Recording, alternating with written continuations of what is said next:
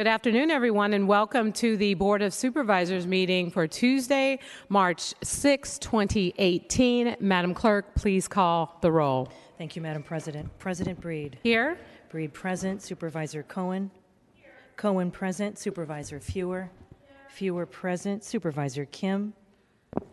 Kim not present. Supervisor Peskin. Present. Peskin present. Supervisor Ronan.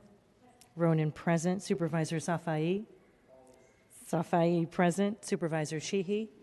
Sheehy not present. Supervisor Stephanie. Stephanie present. Supervisor Tang. Tang not present. Supervisor Yee. Present. Yee present. Madam President, you have a quorum. Thank you. Ladies and gentlemen, please join us in the Pledge of Allegiance. To the flag of the United States of America and to the republic for which it stands, one nation, Indivisible, with liberty and justice for all.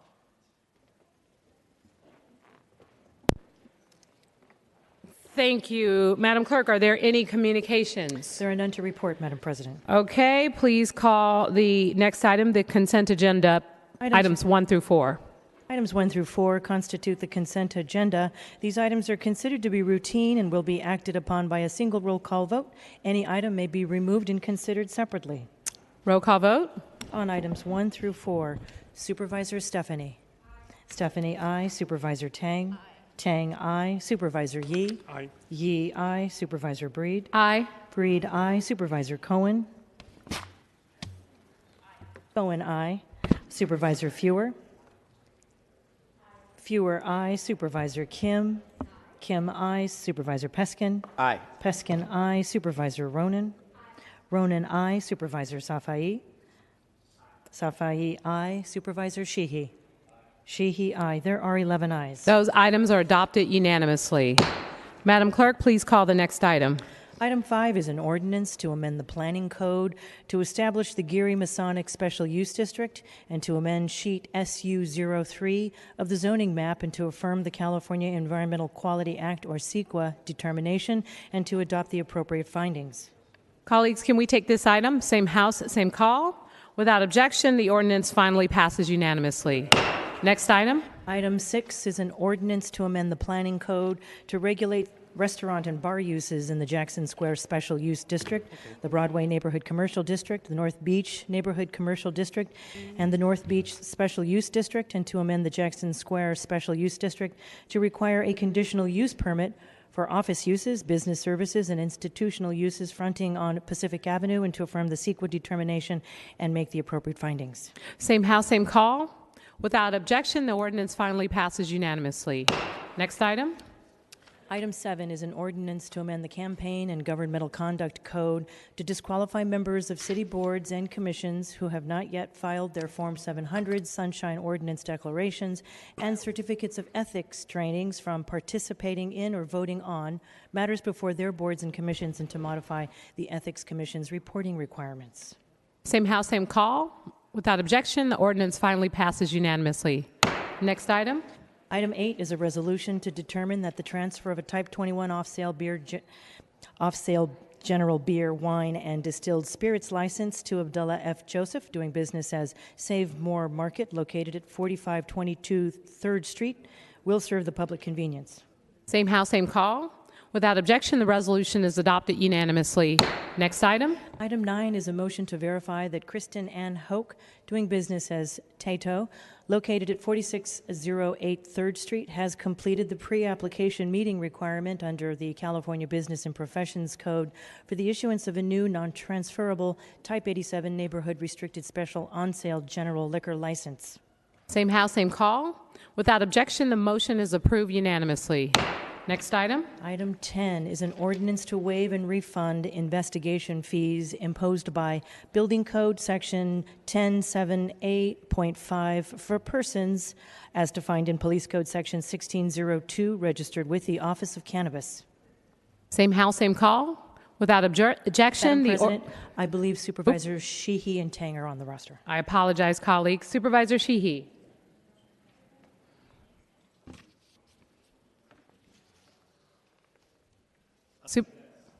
Your mic's on. What's up? Thank you. Thank you, colleagues. The reason for this legislation is that businesses in the supply chain for cannabis, which have been operating for years, providing medicine to people living with HIV and other life-threatening diseases, had no legal pathway to be licensed. So when we came up with our regulations last fall, we did provide pathways for them to be licensed and to be regulated by the city to come out of the shadows. One consequence of that was that they've now been receiving inspections from the Department of Building Inspections. Because there was no legal pathway for them to be inspected and licensed for the businesses that they were doing, the compassion that they were supplying to people with HIV and other life-threatening diseases, these businesses were not up to code. Because they weren't up to code, DBI has been charging fines, which they are legally obligated to do. These fines are quite onerous for these businesses, which not only face the burden of these fines, but also the cost of bringing the buildings up to code, to complying with both state and local regulations. All of these things we want to have happen. But the fines, the punitive nature of the fines are frankly unfair to these businesses because there was no way for them to receive permits to do what they were doing because we didn't provide a legal pathway. So I know that there are issues that other individuals, other businesses face fines for building inspection violations, and I think that that's a problem, and that's something we should address. But I think I don't see that there's an issue of fairness in this instance because there simply was no legal pathway for these businesses. And the result that we will achieve by not passing this will be to deter people in the supply chain from coming forward and becoming licensed and permitted and bringing their buildings and their facilities up to code. The other consequence will be that we will force some of these businesses to close because of the expense. And so we will lose jobs, we will lose revenue, because those supply chain businesses exist in other cities and around the state. And, for us to add an additional burden of these fines is counterintuitive, both in that we receive fees from them to fund the Office of Cannabis, and we will receive tax revenue from them once, as they're approved, and once we figure out our tax structure for cannabis. So I certainly hope my colleagues will join me in supporting this waiver of these fees for these businesses. Thank you.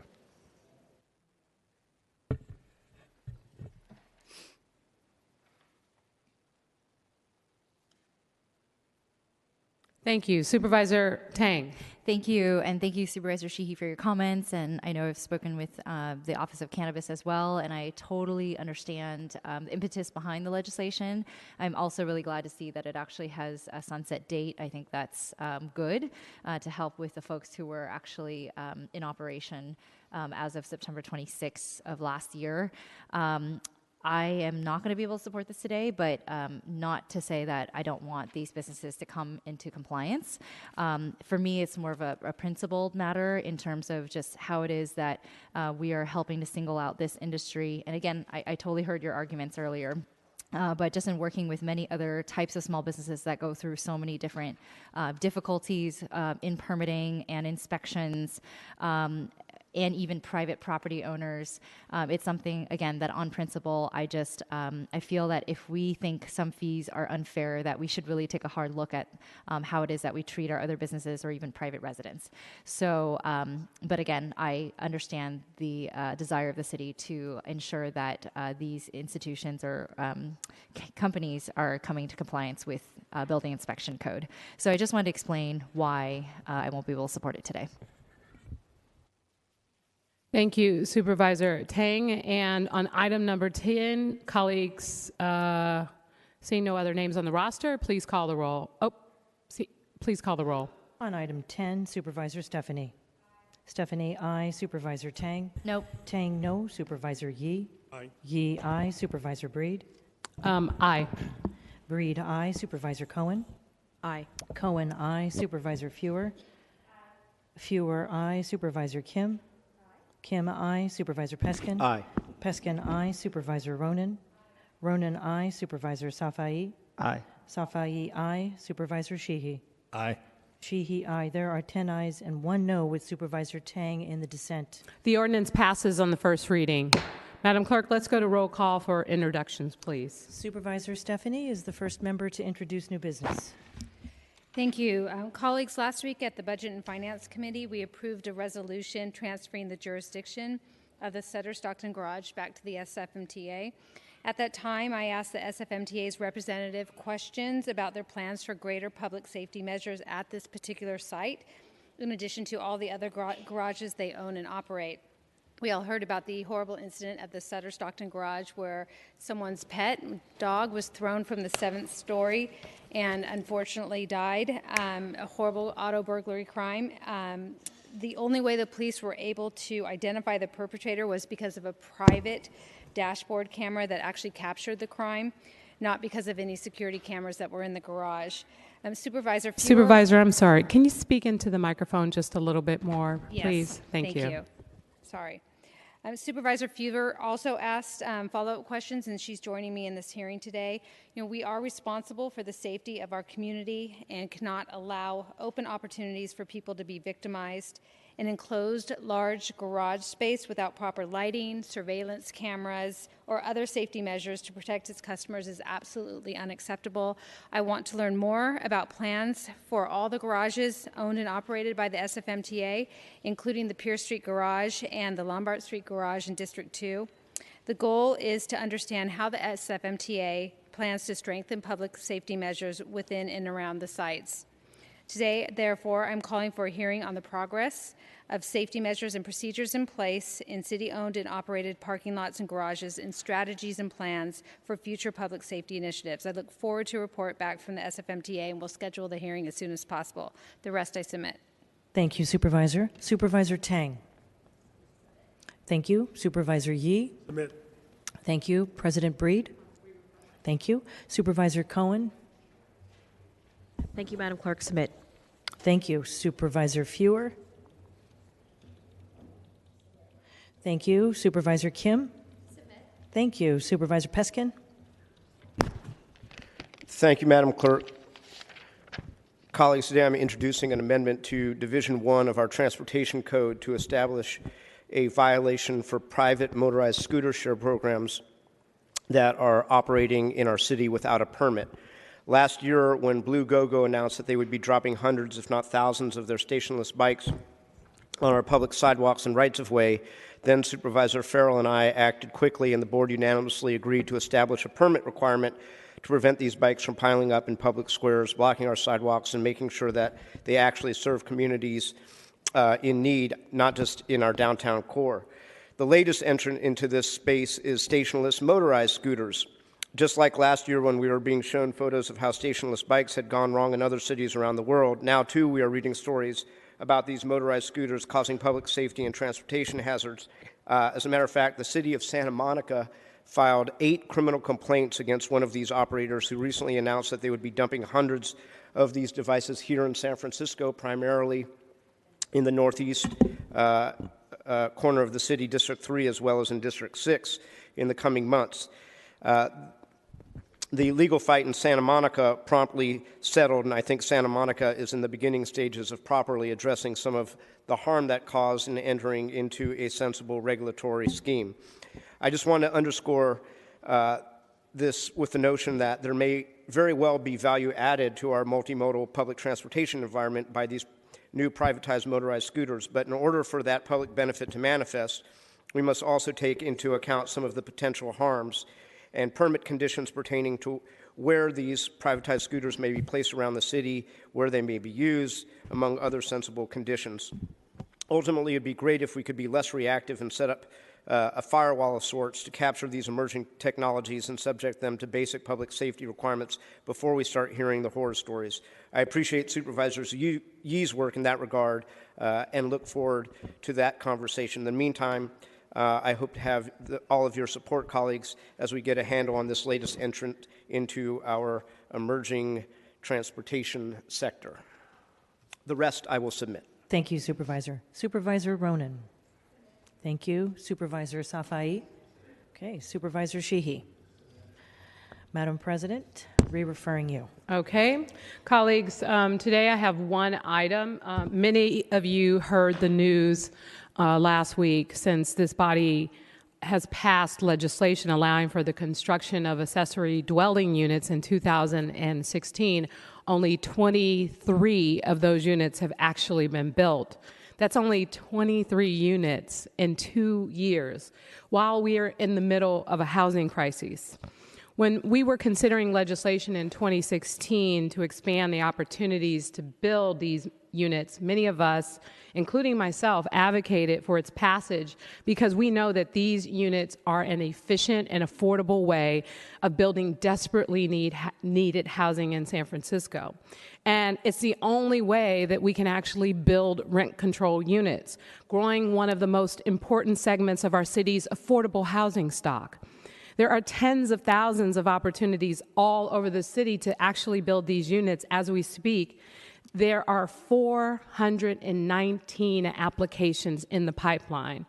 Currently, applicants and their architects have to go through this long process with multiple agencies, the planning department, the building inspection department, and the fire department. And the data suggests we are not moving as fast as we need in order to get these units online. There also seems to be some confusion over what the various requirements are amongst departments, which is equally as frustrating to applicants. For example, applicants can spend weeks working with the Department of Building Inspection only to find out that they can't meet a specific fire code requirement and didn't have a workable project in the first place. We need to streamline this process so that applicants can understand what is expected of them from the very beginning of the process, instead of sending them around in circles, which is so frustrating. And we need to prioritize clearing the backlog of pending applications to get these units permitted and built now. As members of the board, we work hard to develop policies to address issues facing our city, and I think we can all agree housing is one of the most defining challenges for our city right now. But the policies this board passes are only efficient, only effective, if they are implemented and they are collaborations amongst the city agencies that are charged with implementing them. I believe the board and the departments all have the same goal. We want to build more housing and we want to build more accessory dwelling units. But that is not what is happening right now with our current system. It's just not working.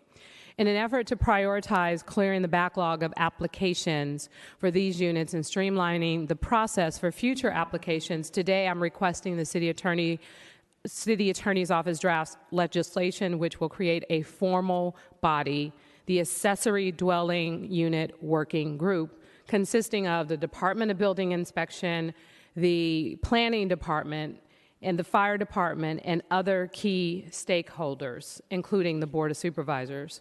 I believe that by calling together all of these agencies in a formal body, we can prioritize solving the roadblocks that are preventing these units from coming online and providing an opportunity for departments to go through each application collaboratively, provide timely feedback to applicants, architects so that they can move through the process more expeditiously and efficiently, and identify ways in which we can streamline the process. We are in a housing crisis, and we need to take the opportunity to prioritize accessory dwelling units and get these units online quickly. My hope is that this formal body and focused effort will help cut through the red tape that is preventing residents from having access to these much-needed units. I look forward to working with the departments on making sure that we can get them online as quickly and as efficiently as possible. The rest I submit, Madam Clerk. Thank you, Madam President, and I shall return the floor to you as that concludes the introduction of new business. Okay, so it is only 2:22, so let's go to public comment. At this time, the public may address the entire Board of Supervisors for up to 2 minutes on items within the subject matter jurisdiction of the Board, to include items 13 through 17 on the adoption without reference to committee calendar. If an item has previously been heard in committee, public comment is not allowed a second time. The Board's rules require that you address the Board as a whole and not individual members of the Board, and nor to the audience. Speakers using interpretation will be allowed twice the amount of time to testify, and to use the overhead projector, please clearly state such and remove the document when you would like the screen to return to live coverage of the meeting. Thank you. First speaker, please. Good afternoon, Supervisors. I'm a San Francisco registered voter, and I'm calling on this board to call on a 4-month delay only on the special municipal election scheduled on June 5th, 2018. And to enforce the city governing bylaw under stress separation of power. The city attorney, Dennis Herrera, should no longer be able to hold 2 employments, 2 capacities. The delay would give qualified candidates enough time to register for whatever position he didn't take. Whenever there's a municipal election and a special municipal election at the same time, you can add and make adjustments in a special municipal election only. San Francisco is one of few in the country where the city and county is combined, where there is one voice on legal issues. That's one person representing all San Franciscans' faith. That's why it has always been said not to have 2 municipal elections at the same time. The city attorney, Dennis Herrera, has been acting in 2 capacities. How could he rule on a subject under the stress separation governed bylaw, which has multiple meanings? The city attorney is no exception when it comes to one voice operating 2 capacities. Where does it show that he can hold 2 capacities with one voice to rule on 2 subjects? He can't, even under the charter amendment or the city attorney's charter 6.102. If former acting mayor London Breed couldn't hold 2 capacities, then he can't hold down 2 capacities. Thank you very much. Thank you for your comments. Next speaker, please. Only 2 minutes. I'm Richard Hack. I'm a retired city worker, a writer, editor, and former Teamster official, SEIU member. I just wanted to say first, there is no housing crisis. That's something that's made up by the Chronicle and the guy they call Mayor Conway, who ran a dirty campaign against one of your colleagues last year, which I'm sure you all opposed. There's an infinite demand to live here, but we can't build an infinite amount of housing. People who want to come here can do what we all did. There's a problem with the retirement board that they appear to be trying to turn our very well-funded fund into something that's privatized, and they've invested in a hedge fund, and there's no one who has opposed it, except Herb Mayberger, who was ousted by a dirty campaign from the POA, and the unqualified Al Castiato, who's just a rubber stamp on the board, so that the police and fire have a 4-person majority. Now, the only person who has opposed the increasing secrecy of the retirement board meetings is Victor Macris. Leona Bridges, who's going to be up for reappointment, has not, and nor has Supervisor Cohen, whom I like very much, and we share a lot about the taser issue. But I think that we need to, the board made a big mistake a couple of years ago when it reconfirmed Wendy Paskin Jordan, who was facing a very serious conflict of interest charge.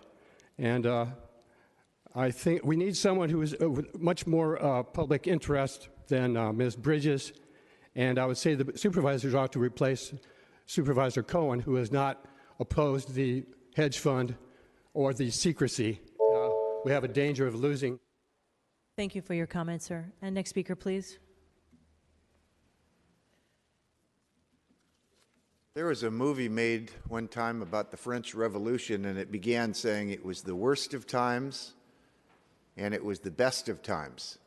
And I think about that today and what's going on, and I was listening to Brian Sussman on KSFO 560 this morning, and he was having these people call in briefly about the chaos that's happening in these schools, in many schools. And I think about that. I think about how Mike Adams has YouTube shut down his account on InfoWars. He's hosting on InfoWars today. And it's the worst of times, but then again, I was listening to Sean Hannity. He was absolutely kicking butt today, and I'm thinking Hillary is going to go to prison. I believe it. She's going to be locked up. And I pray she'll get saved, and like Chuck Colson, he got saved in prison, and hopefully that's what will take place. But to be honest with you, I thought it was going to be the best of times about 20 days ago. It's now been 8,020 days exactly from when something really big happened. Even though many Christians don't understand it, it doesn't mean it didn't happen 8,020 days, but something really, really big did. And it was the Jubilee year, okay? It was the 70th Jubilee year, okay? I was talking to a Messianic Jew today that I met at, I preach at colleges at De Anza and Cupertino, and he was telling me about the Bar Kokhba rebellion. I guess it was 32 Jubilees after Christ. And it's interesting because some rabbi anointed somebody to be the Messiah, and he had actual coins commemorating that particular year that was upcoming. It's fascinating because it shows several things. For one thing, they clearly understood the prophecy in Daniel 9 that narrowed down to the year when the Messiah would actually come, the 70 weeks, which fell in sequence with the Jubilee year. And not only that, but I have 4 seconds left, so repent and believe in Jesus Christ. He's your only hope. Transgenderism is a lie. Thank you for your comments. Next speaker, please. Thank you, Madam Clerk. President Breed, ladies and gentlemen of the board, I ask for your resignations. You violated your oaths of office. You swore to defend the U.S. Constitution against all enemies, foreign and domestic, yet you countenance the continued operation of citywide case management community focus, a joint project with the San Francisco campus of the University of California, which the city and county funds at the rate of approximately $100 million per year. Citywide is the city and county's assertive community treatment provider. As such, it is responsible for involuntarily medicating and performing involuntary medical and surgical procedures upon residents of the city and county. It is able to do this only by denying its patients life and liberty without due process of law guaranteed by U.S. Constitution Amendment 5. Citywide also denies its patients freedom of meditation, freedom of association, and the right to petition the government with grievances, all guaranteed by U.S. Constitution Amendment 1. Citywide perpetrates unreasonable searches and seizures without warrants in violation of U.S. Constitution Amendment 4. Citywide denies its patients the right to confront their accusers guaranteed by U.S. Constitution Amendment 6. Citywide denies its patients the right to jury trials guaranteed by U.S. Constitution Amendment 7. Citywide exacts cruel and unusual punishment guaranteed by U.S. Constitution Amendment 8. Citywide denies its patients personal security and bodily integrity guaranteed by U.S. Constitution Amendment 9. Citywide uses medicine to control its patients unnecessarily because it offers them no avenue of complaint. It violates U.S. Constitution Amendment 13.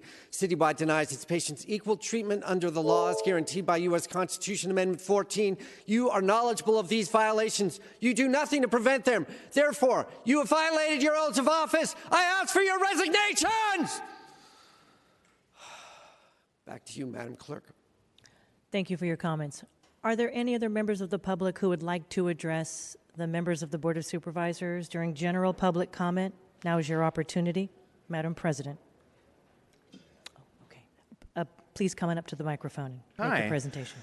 Hello, my name is Sean Strickland. I'm the Supergirl of San Francisco. How is everybody?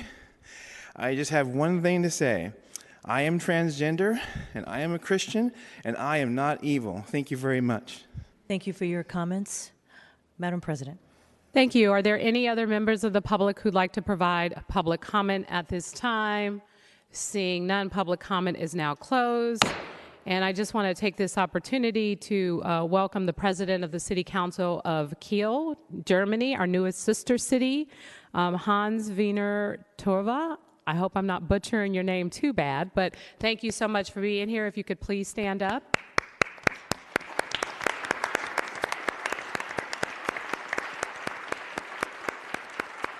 Thank you very much.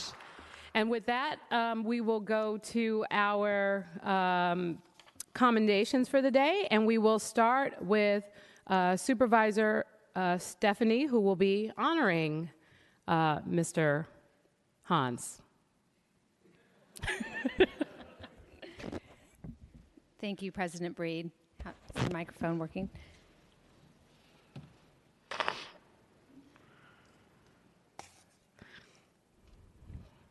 Colleagues, today I'm so excited to welcome the Honorable Hans Werner Tovar and the delegation from our recently designated sister city, Kiel, Germany. President Tovar has been a member of the Kiel City Council since 1986 and was elected as Kiel City Council President in June of 2013. He has served honorably in many roles during his time on the council, including Honorary City Commissioner for Housing, Second General Deputy to the Mayor, Chairman of the Economic Committee, Chairman of Kiel City Council's Social Democratic Party Parliamentary Group, and many other roles. The San Francisco-Kiel sister city relationship was formalized in September of last year, thanks in large part to President Tovar, the Bay Area's and the San Francisco-Kiel Sister City Committee. San Francisco looks forward to supporting this prosperous relationship, forming connections between our communities, and sharing ideas and solutions on issues that impact our residents. The relationship also allows us to further recognize the significant contributions to our city by Germans and German Americans. Please welcome the Honorable Hans Werner Tovar.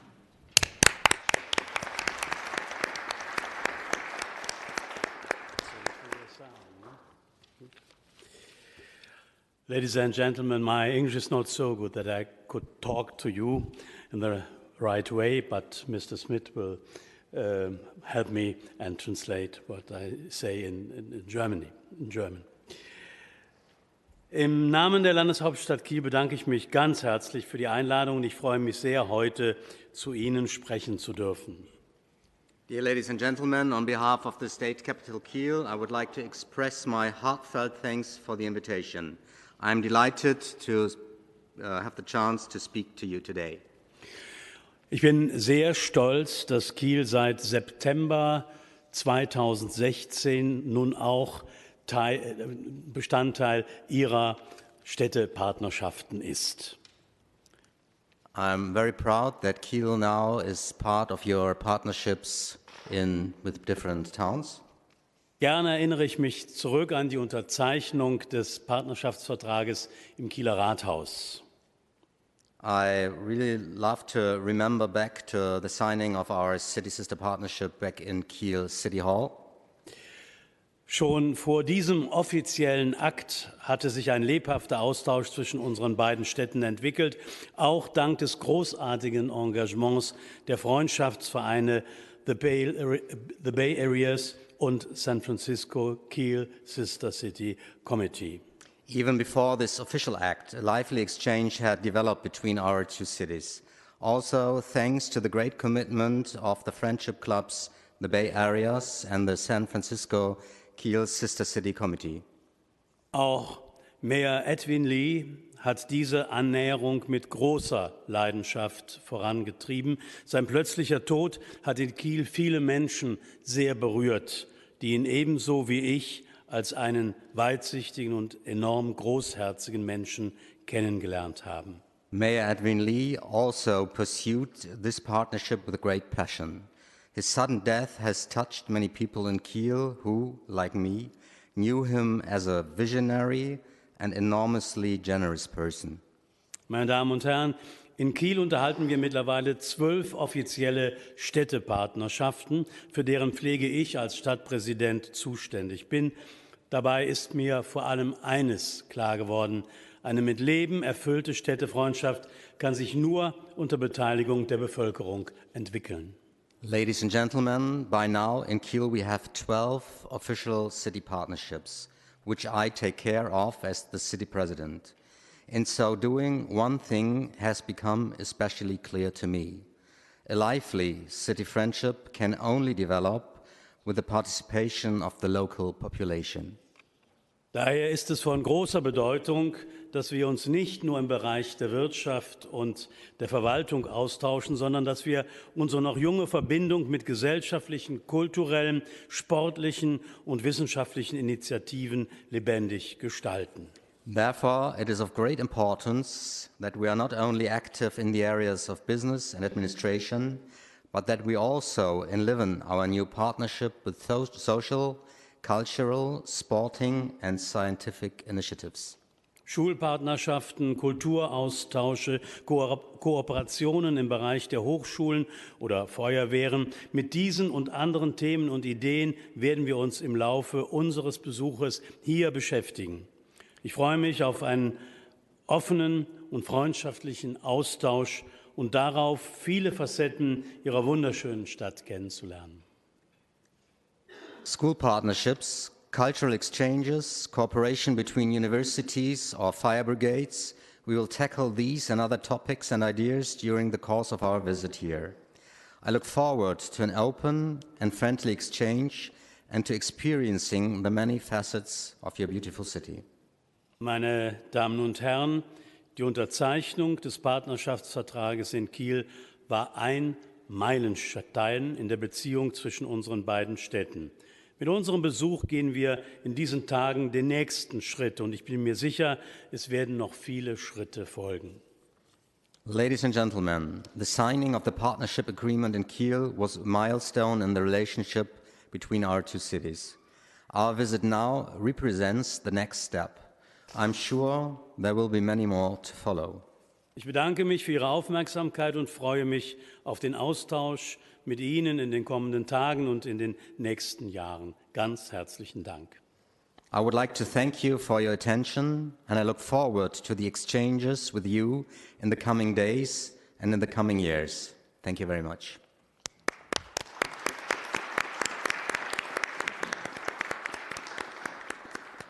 Thank you, Madam President and Board of Supervisors, for honoring this wonderful man, the President of the City Council of our newest sister city, Kiel, Germany. Thank you. Thank you, Charlotte, for being here today. Charlotte Schultz, our Chief of Protocol for the City and County of San Francisco. Thank you very much.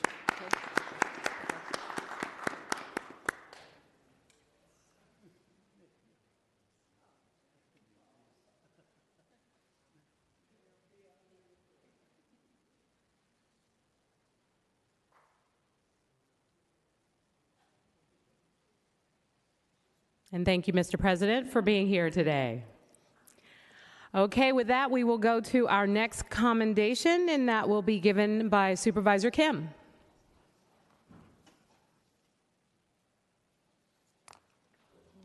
I imagine I will not be the only one to share a few words about the gentleman that I'm bringing up today. And I want to take a moment to bring up our head librarian for San Francisco, Luis Herrera.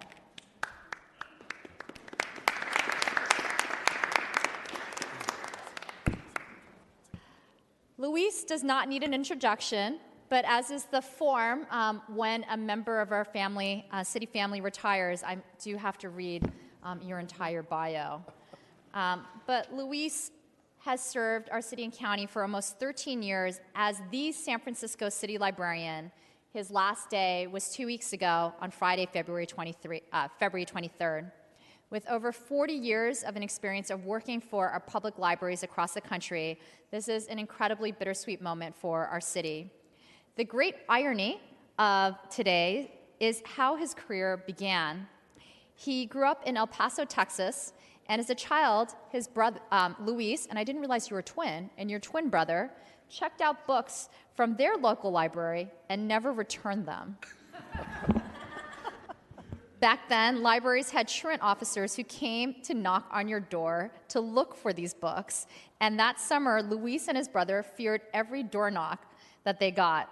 His penance for not returning those books, as Luis describes, was becoming the city librarian of San Francisco, a job filled with much more than overdue library books. His leadership and enthusiastic advocacy and passion for libraries have truly shaped and revitalized San Francisco's public libraries, and he leaves a legacy of youth community empowerment and engagement. By spearheading our branch library improvement program, Luis has ensured that San Francisco's public libraries remains a welcoming and integral part of San Francisco life, and that our libraries are now open again 7 days a week, an incredible accomplishment.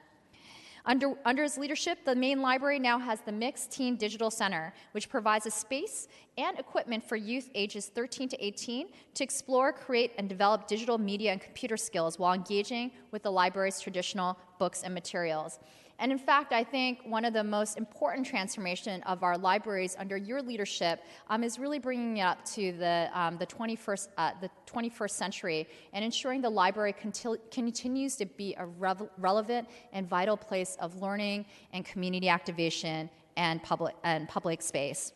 During your time, the Bridge at the Main Literacy and Learning Center has also been operating, providing a wealth of diverse classes and learning resources, including computer coding and literacy. And most significantly, as I mentioned, you worked with Mayor Ed Lee to ensure that our libraries are open 7 days a week.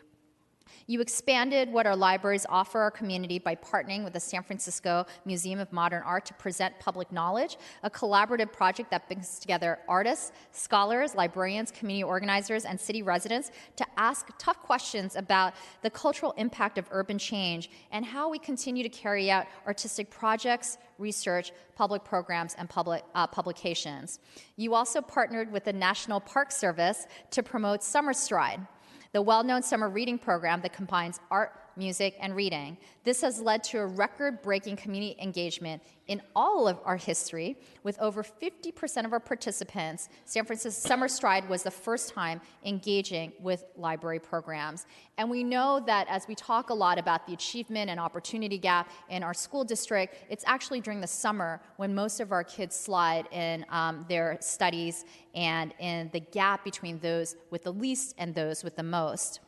Through these programs and partnerships, you have transformed a trip to the library to be one of creative, interactive user experience, whimsical experiences, allowing community members to learn at their own pace in an informal and unstructured way, and further meeting the needs of the public.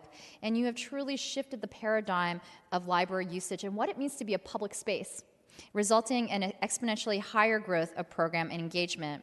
You created a culture in the library profession where it is okay to experiment and to expand of what is expected of a library. You have shown the way through your collaborations, including the International Museum of Women, where 20 by 30-foot portraits of mothers were wheat pasted outside the library for Mother's Day one year. An art installation at the main library was presented by South African artist collectives. You were named Librarian of the Year in 2012 by the Library Journal magazine, and you've held various other positions in your tenure.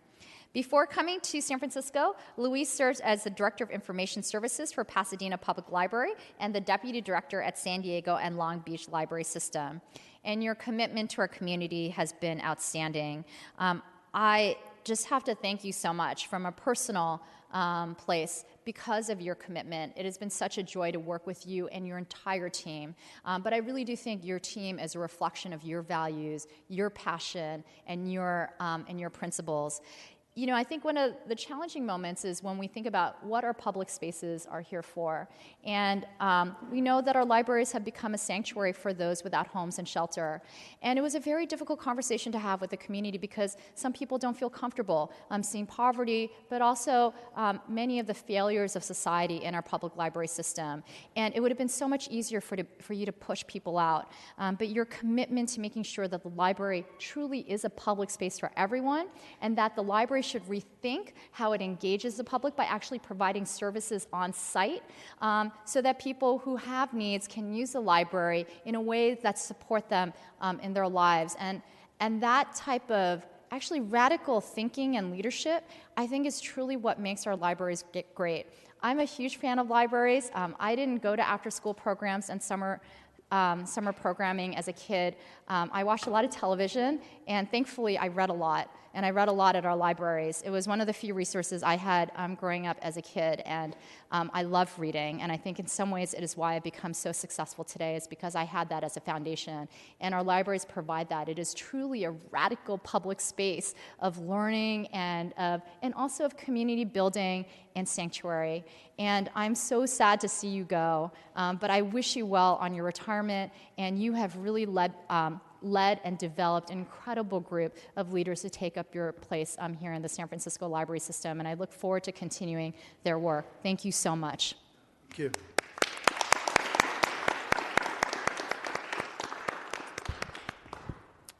Supervisor Cohen. Thank you very much. I love the public library. And I just want to stand up and say thank you for being a fantastic steward of this incredible public asset. I grew up here in San Francisco, and I participated in the summer reading program every summer when I was in elementary school. And then I don't know if I did it in middle school or high school. I can't remember. But I know I did it in elementary school. And I know that I've also passed on that love of reading to my 8-year-old niece that is in public schools here in City and County of San Francisco. The public library was always a fun place. My sisters and I could not wait to go to have a book read to us or just to read books. Now, we checked out books, but we did return them, Louise. I just want you to know. And I remember before you got these fancy new designer cards, you had a simple little green one. And Katie Tang remembers, also a native San Franciscan. And this is before you became at the helm of the library system. But I want to commend you. You've done a tremendous job. And I know you've had some regular detractors along the way. But you've successfully have and constantly risen above the criticism. I think you've done a fantastic job with elevating the library. And I want to also recognize that now the 8 years that I've been on the board, we've opened up new libraries. We've got the Bayview Library, which is brand new, that was opened up under your tenure. If I'm not mistaken, I think even the Potrero Hill Library, which is before mine, but under your reign. Also, there's Viz Valley as well. So I'm excited. The Portola neighborhood is not in District 10, but also my neighborhood library where my parents live and my niece go to on a regular basis. So, I mean, we've done a tremendous job in reviving libraries across the entire city, even in the southeastern corner. You have not forgotten those that sometimes feel forgotten, and I'm forever grateful. I'm excited for you and the next chapter of your life. It is a bittersweet moment to say goodbye to you, but whatever you end up doing, I know you'll be just fantastic at it. Thank you for your service. Thank you. Thank you. Supervisor Tang. Thank you, Mr. Herrera, for your service. We truly in San Francisco have a world-class library system, and it really is thanks to your leadership and the team that you have with you here today. So I agree with everyone. It really is a bittersweet moment to see you leave. I think whenever we're here, we like our department heads, we don't ever want them to leave before we go. So, but at the risk of sharing with you the nerdy side of me when I was growing up, I love libraries so much that in our own home book collection, I would put those little green cards in there, and I had a date stamp, and I would make my brother stamp whenever he took a book off the shelf. That's how much I love the libraries and reading. And just the amount of programs that you have now, they are truly community hubs. I mean, we put so many of those events in our newsletter every month, and I read through them and I go, wow, you could learn how to make a will for free, or get an advice on that. You could learn you could do a free movie night. You can learn how to code. You name it. I'm always so jealous. I wish I could go to those activities, and I wish they existed when I was growing up. So it's just become so much more than just about books. It's really become community learning centers for everyone of all ages and backgrounds. So thank you so much for everything that you and your team have done, and wish you all the best in your retirement. Thank you. Supervisor Peskin. Thank you, Madam President. I think I was here when Luis originally came, and I'm sorry to be here when he is leaving. Wish he could continue on, but totally respect that it is your choice to retire. It was not always this good. I remember the battle days before Mr. Herrera came, when the branch library improvement program that we promised to the voters was not delivering all of the libraries, and it was a pleasure working with you on Prop D, which allowed you to complete that program. All the projects that you have done since have been on time and on budget because you've planned them meticulously. You've done them in coordination with neighbors and neighborhoods. I also remember that when the new main was built, after that scandal where it was discovered that there was not enough space in the new library, and we were literally throwing away thousands of books. And the new library, quite frankly, was not well designed, and you struggled and I think ultimately succeeded in making that a much more user-friendly facility, the way you actually allowed circulation and signage to work in that building that, as I said, was not well planned. So you inherited a mess. You have left it smelling like a rose. I cannot thank you enough. It's been an honor working with you. Thank you. Supervisor Yee. Thank you. I guess I'm going to join the chorus and really wishing you weren't leaving. I think what you've done in the 13 years is really transform what libraries are all about. I mean, when I was growing up, way before everybody else in here, the library was just about books. And, it still is about books. But the libraries now have really transformed into something else because it's beyond books. Whether you want to have a focus on a teen center or a little corner for the preschoolers, none of those things existed in the past, in which almost every branch library now would have something, some similar type of setup. And even what you could borrow from a library has changed so much. It's gone into videos and soundtracks, and all this thing feeds into literacy. So, but I want to mention one thing that I really had a chance to work with Luis here. When I first came on board, one of the things that we didn't have in certain places in my district was some open space, and there weren't enough parks around. And I saw an opportunity right next to one of the branch libraries in District 7, in which PUC had a pretty large piece of roadway that ran right next to it that was never used. And I went to Luis and said, how would you like to partner? And because I could see an opportunity there, and he immediately saw what I was talking about and was a great partner, not only with my office, but with PUC, with the Department of Public Works, and with Rec and Park to actually expand. They had a little outdoor space there, but we were able to expand it by fourfold because of his leadership in all this. So I want to thank you for your leadership in that particular project for my district. So we're going to miss you. Thank you, Supervisor Yee. Supervisor Fewer. Yes, Luis. I just want to say that I also grew up in San Francisco Libraries, the Richmond branch to be specific.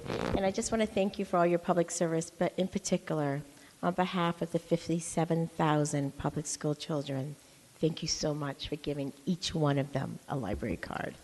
That is a tremendous partnership with our schools. You know, the majority of our students that we serve, 90% of them are students of color. The majority of them qualify for free and reduced lunch on a federal level. This gift of a library card opens up so many possibilities for them, whether it's the after-school programs that they hang out at the library and get their favorite book and read, or even bringing their parents to the library, as you have so many resources that are in their own native languages. I just have to say, this was visionary, and this touched every single student at San Francisco Unified. So having served on the board, I know what that meant, not only to the librarians in our own public schools, but to every public school child and their families. So a debt of gratitude to you. I also want to say that what I really appreciate also about your vision for libraries is opening it up to a community space. The ones that have been refurbished in our neighborhood are thriving. I hold many meetings, informational meetings at the library. It is bringing people into the library space, not just for reading, but to communicate with each other and to learn. And I just think that it opens up the library to all different types of people of all different ages, staying true, I think, to the mission of the San Francisco Public Libraries, that everyone can be a lifelong learner and also a lifelong reader. Luis, I really also want to say that I also have a library book that I took when I was 17. It's called Our Bodies, Ourselves, and actually I still have it. Anyway, it was very instrumental and really helped me throughout my life, and I just want to say that I feel terrible that I still have it, but I would recommend that book to anyone. Anyway, and anyone with a teenager. But Luis, a very long and happy retirement for you, full of good health and good luck. Thank you so much for your public service. Thank you, Supervisor Fewer. Supervisor Ronan. Thank you. I just wanted to add my words of thank you to an incredible tenure as a city librarian here in San Francisco. I was just talking to my chief of staff, Carolyn Goosen, about the fact that the public schools and the libraries are the only two real sort of socialist institutions that continue to exist in the United States, where everyone can benefit equally from them, no matter how much money or where they come from, and how important and special that is. And we really have an embarrassment of riches in terms of our library system in San Francisco. As a mom of a young child, I'm a very regular user, and I wanted to thank you for three things in particular. One are all the programs for young children. When I was on maternity leave, it was one of the very few free things that we could do and get out of the house and expose her to other kids and activities. The no late charges for kids really makes a big difference in my family's life, since we're always searching around the house last minute to find all the books. And then the 7 days a week. We go almost every single weekend to the library, and it's part of our routine and our family. And the fact that we get to choose between Saturday or Sunday now makes a huge difference in flexibility in our lives. And I just have seen from every year that you were here, you implemented new policies to make the system even more accessible to all of us in San Francisco. So thank you so much. Congratulations on your retirement.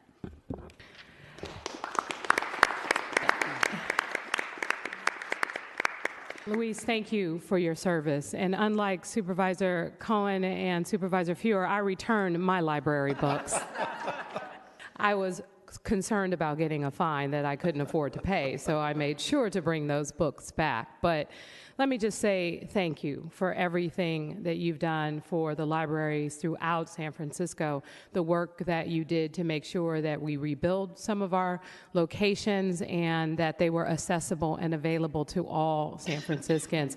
When you walk into the Western Addition Library, which was my library as a child, you see elderly people on the computers, you see young people reading books, You see people of all ages using the space for the purpose it was intended to be used for.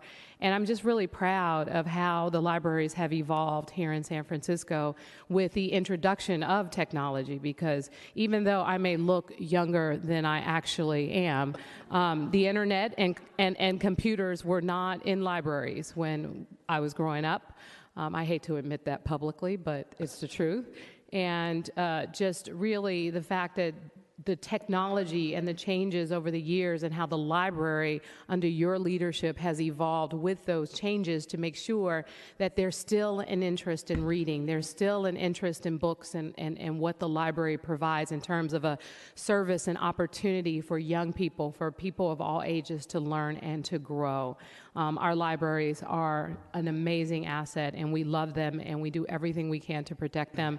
And your leadership has just been tremendous in making sure that they have the resources and the support and are available to people in the public for this particular usage. And also, I just want to say thank you, because I know that you had planned to retire a lot sooner than you are now. And when we lost our mayor, you agreed to hold off on your retirement just to make sure that the libraries were the people and the city was well taken care of, and we really appreciate your service to the city and county of San Francisco for everything that you've done, and we wish you an incredible retirement. Thank you so much for your service. Thank you.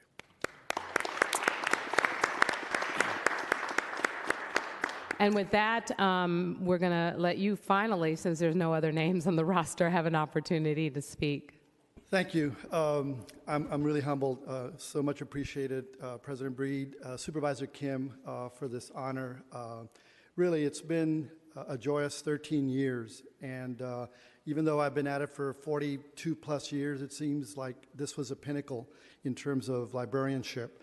And I want to say that all of your testimonials mean a lot to me, but it's something that I wish I could bottle as a testimonial for what libraries mean in communities, whether it's working with young people or seniors. All are welcome in our libraries, and thank you so much for saying how important it is to make sure that we're sanctuaries for all of San Franciscans. I can go on and on and on, but I'll keep my remarks short. I will say that it's really not about me. I've been so fortunate of having in San Francisco a community that really appreciates libraries, and they put their money where their mouth is. So yes, Supervisor Peskin, when you talked about our bond program, even our set-aside, all of those things have transformed the library because we don't have to worry so much about the fiscal solvency. Many of you were here in the 80s and early 90s when libraries were open maybe 2 days a week and our resources were limited. We can't go back to that, and we never will, because our community understands how important libraries are. And I want to say thank you to all San Franciscans for really making the library a beacon throughout the country of what an urban library should be. I've also been so just blessed by having amazing talent. Our 1,000 employees, they give every day. They're public servants in the best definition of the word. My management team that sits behind me, they're the ones that have done extraordinary work and will continue to do great work. So I feel like I'm not really leaving. We've got a legacy. We've got systems in place that are going to continue to make this library really the world-class library that I believe it is. I want to thank you all for your amazing support. You understand libraries. I worked in cities where that wasn't always the case, and it's a lot harder.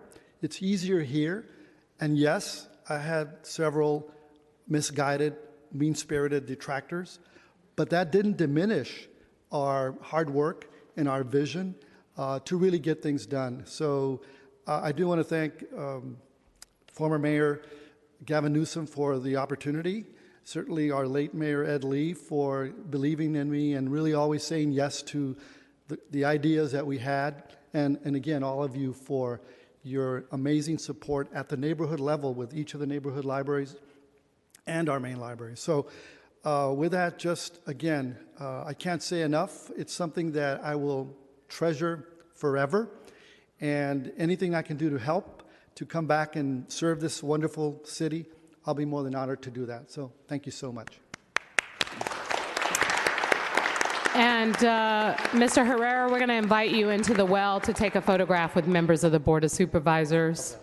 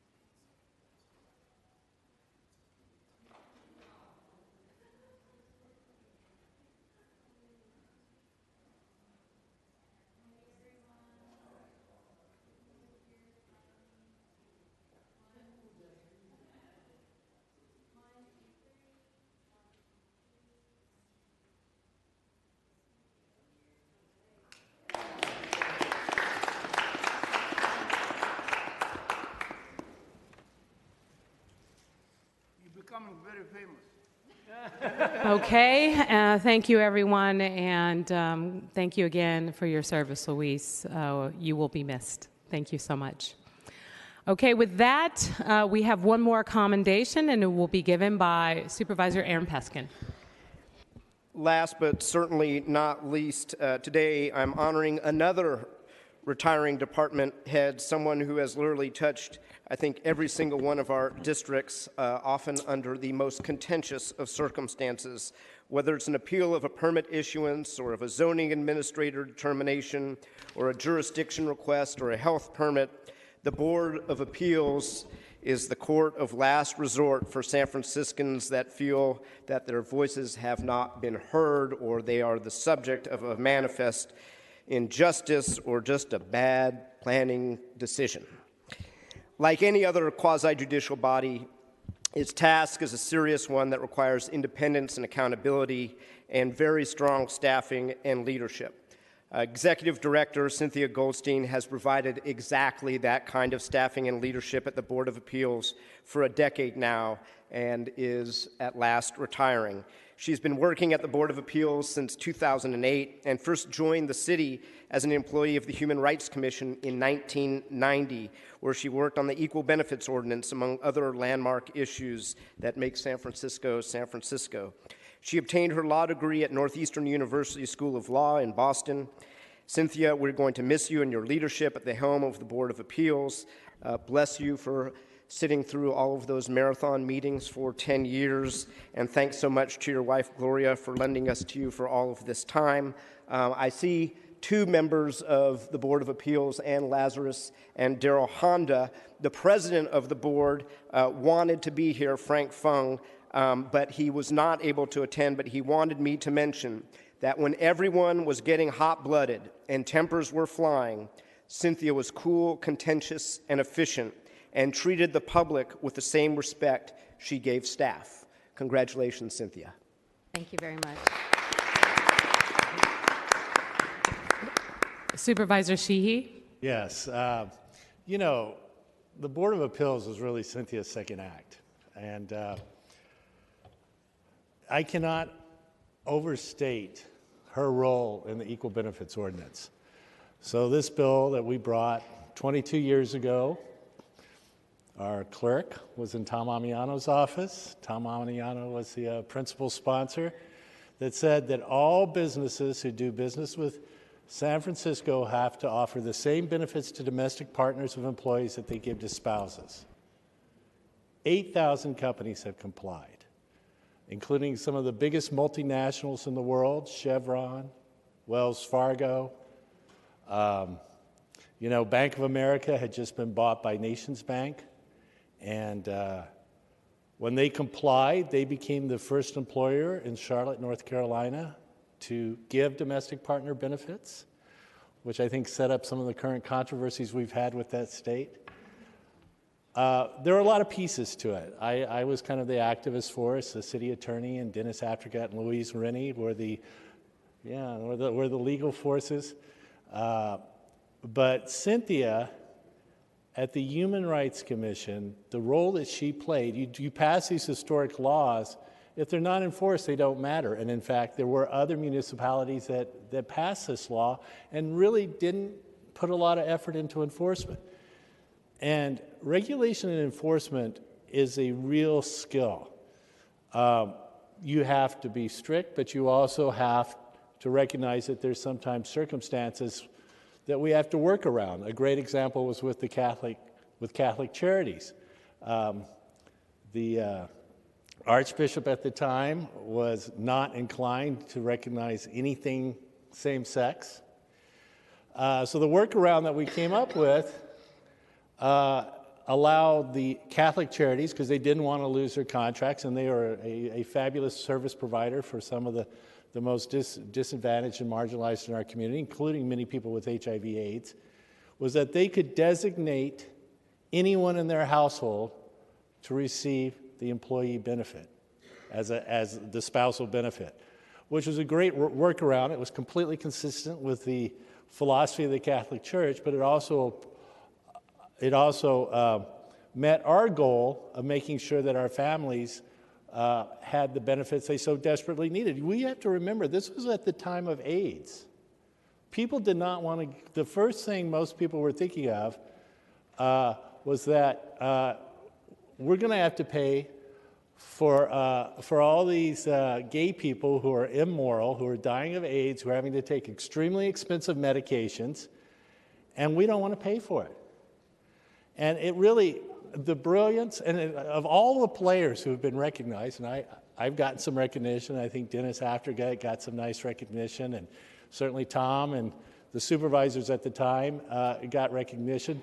But Cynthia, her role was as important, if not more important, than everyone else's role. And just very quietly, she did her job. She got those companies to comply. Like I said, over 8,000 companies. The entire airline industry has complied. They didn't give domestic partner benefits before this law.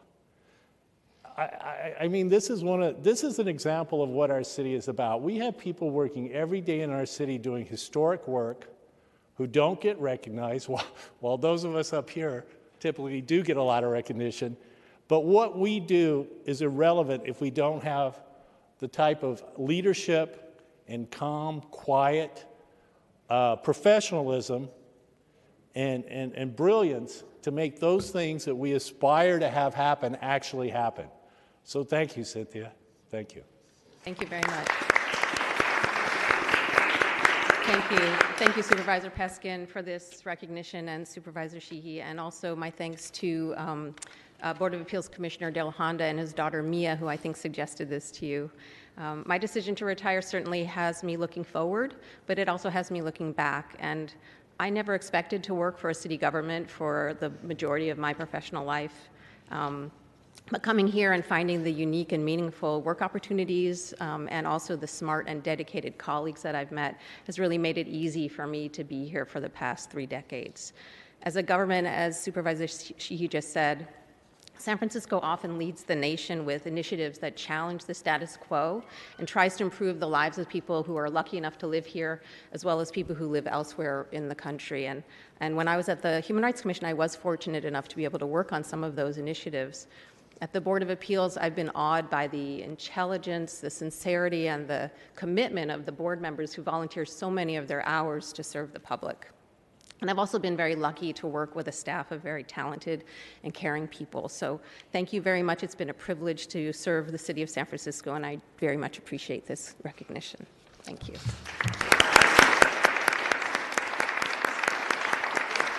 And so we'd like to invite you as well into the well to take a picture with the entire board. Thank you. Woohoo! Awesome.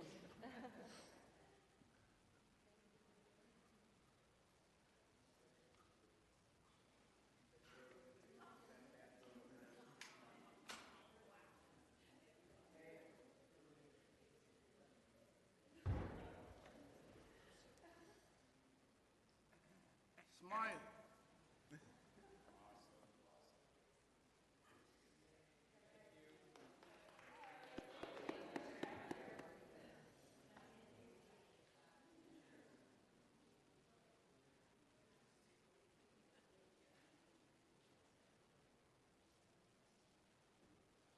Okay, colleagues, that concludes our commendations for today. Madam Clerk, let's go to the items for adoption without reference to committee. Items 13 through 17 are on the adoption without committee reference calendar. An item may be removed and considered separately. Okay, seeing Supervisor Peskin. Could we sever items 14 and 17, please? Okay, seeing no other names on the roster, Madam Clerk, on the remaining items, please call the roll. Supervisor Stephanie. Stephanie, aye. Supervisor Tang. Aye. Tang, aye. Supervisor Yee. Aye. Yee, aye. Supervisor Breed. Aye. Breed, aye. Supervisor Cohen. Aye. Cohen, aye. Supervisor Fewer. Fewer, aye. Supervisor Kim. Aye. Kim, aye. Supervisor Peskin. Aye. Peskin, aye. Supervisor Ronan. Ronan, aye. Supervisor Safai. Safai, aye. Supervisor Sheehy. Sheehy, aye. There are 11 ayes. Those items are adopted unanimously. Madam Clerk, call item number 14. Item 14 is a resolution to urge San Francisco's state legislative delegation to introduce state legislation to enable San Francisco to impose infrastructure impact fees on transportation network companies. Supervisor Peskin. Thank you, Madam President. First of all, I'd like to thank Supervisor Fewer, who asked to be added as a co-sponsor to this resolution. And then just to state, and Supervisor Ronan is on there. That's in the package that's before us. And then to state the obvious, which is that San Francisco and the state of California are far behind the times. As the resolution sets forward, cities like New York City, Portland, Philadelphia, states like the state of Massachusetts and the state of New York have been getting fees in some instances and taxes in others from transportation network companies to ameliorate the impacts that they have on cities, whether it is congestion, whether it is enforcement, whether it's the implementation of pedestrian safety measures. And I note this all at the time when here in California we are going the reverse direction, where just as you heard at the Transportation Authority Commission, just a few weeks ago, the transportation network companies like Uber and Lyft managed to get the state PUC to reduce the fees that they pay the state, albeit in a rather Kafkaesque twist. The state does not even allow local governments to have the information that they obtain relative to vehicle miles traveled, relative to usage, volume of usage, number of cars, which we've been having to get through our own means, whether it's the city attorney subpoenaing these companies or our own data technicians doing web scrapes to figure it out. What's even more Kafkaesque and weird is the state won't even tell us what they're spending it on. So I hope, colleagues, that you'll join me in urging our state legislative delegation to sponsor legislation to enable San Francisco and other municipalities to impose an infrastructure impact fees on TNCs. Thank you. Supervisor Kim. Thank you. I just want to add my words of support to Supervisor Peskin's resolution. I think that this is incredibly important, that there is some local controls over our transportation network companies, which greatly impact the city of San Francisco. While this is regulated by the state PUC, we have a disproportionate impact on our streets. And frankly, many of these drivers come from other counties and other cities where there are much more lax regulations around TNCs. I do believe that while this is a great service to our city, and I personally utilize them, that they should absolutely be regulated with fees and also with a cap on the number of drivers that we have, given that they make up 15 to 20% of the vehicles on our roads. The state of Massachusetts has done it. Cities like Philadelphia and Chicago are doing it. New York City is considering some type of congestion fee model. We should absolutely be able to do the same here in the city and county of San Francisco, and I want to thank and acknowledge Supervisor Peskin for working on this issue. Thank you, Supervisor Kim. Colleagues, can we take that item, same house, same call? Without objection, the resolution is adopted unanimously. Call item number 17, please. Item 17 is a motion to schedule a joint Board of Supervisors meeting with the San Francisco Ethics Commission on April 3rd, 2018 at 5 p.m. in a committee of the whole to consider the proposed ordinance file number 180001, the Anti-Corruption and Accountability Ordinance, amending the Campaign and Governmental Conduct Code to institute various campaign finance and conflict of interest reforms. Supervisor Peskin? Thank you, Madam President. At the advice of the City Attorney and the Clerk of the Board, I am introducing a motion which I've passed, or amendments to this motion that I've passed out to all of you, to also be clear that we are calling this item from the Budget and Finance Committee to the Committee of the Whole and joint session with the Ethics Commission. At line 1, adding to the short title, calling from committee. At line 4, adding the language calling from the Budget and Finance Committee pursuant to Board Rule 3.37, the proposed ordinance. And at lines 10 and 11, deleting the language which is now repeated previously in the long title. And at line 13, adding the additional move clause, which reads, move that the Board of Supervisors is hereby order the proposed ordinance be called from the Budget and Finance Committee, and the other language I have repeated. Supervisor Tang and I... Excuse me, Mr. Supervisor Peskin, I don't have the amendments. Thank you. Those sounded like a lot of amendments, so I wanted to make sure I was able to see them. Supervisor Peskin? They're in bright yellow. There are actually very few. They are right before you there. But so I'd like to make that motion. And then Supervisor Tang and I both attended the Budget and Finance Committee when this came up and raised a number of concerns. This is an iterative process pursuant to the charter between the Ethics Commission and this Board of Supervisors. It is my profound hope that with any luck and a little common sense, we can land on the right ethics reform package and discharge our duties in these chambers without having to go to the November ballot. And that is my hope, and maybe we can, with a little bit of work and common sense negotiation, achieve that in these chambers on April 3rd in a way where we have clear and transparent finance reporting, particularly in and around independent expenditures, but there's a host of other issues that the Ethics Commission has been deliberating for some time. Some of it has actually originated in these chambers. Some of it came from Supervisor Kim, some from my office. There may be other pieces of that legislation, but hopefully we can get it done and get it done right on April the 3rd, and I'd like to move these amendments. Supervisor Peskin has made a motion to amend. Is there a second? Seconded by Supervisor Ronan. Colleagues, can we take the amendment without objection? Without objection, the amendment passes.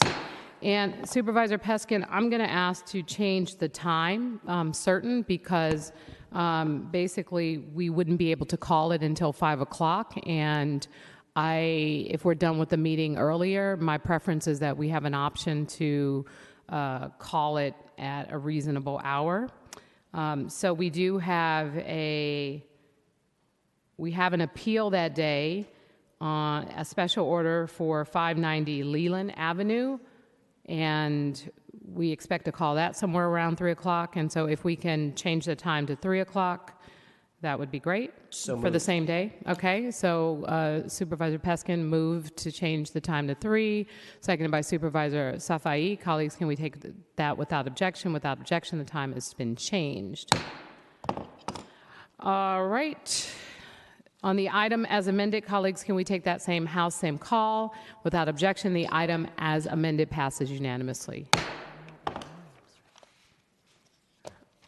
Madam Clerk, is there any further business before us today? That concludes our business for today, Madam President. All right. Thank you, everyone. We are adjourned.